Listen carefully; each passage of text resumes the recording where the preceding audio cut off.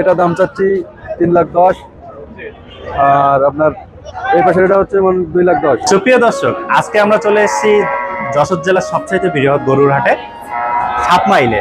তো আজকে কিন্তু হিসাব মতে সাপ্তাহিক যে হাট হয় গরুর হাট, আজকে কিন্তু শেষ হাট হওয়ার কথা, কিন্তু সামনে 3 দিন ঈদ উল আজহাকে রেখে এই জায়গা থেকে 3 দিন শুক্রবার মানে ঈদের আগ পর্যন্ত শুক্রবার পর্যন্ত এখান থেকে একটানা গরুর হাট চলবে। তো চলুন আজকে বাজার সম্পর্কে, বাজারের দর সম্পর্কে বা কেমন গরুর মালিকরা কেমন দাম পাচ্ছে বা বাজার বিস্তারিত ভিডিওতে দেখাবো, সাথেই থাকবেন।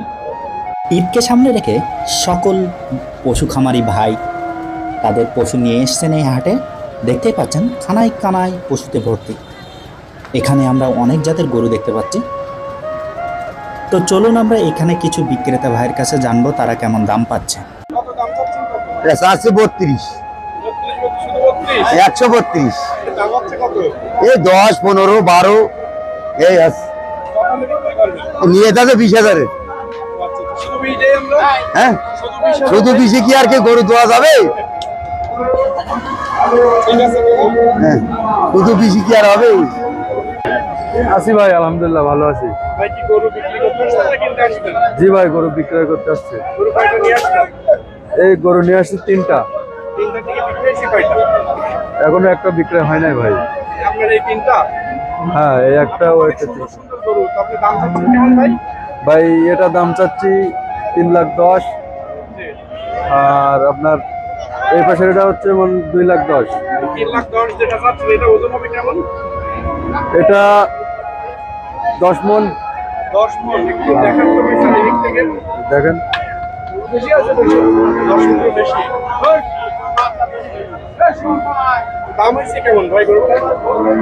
এর দাম হচ্ছে 55, 60, 255।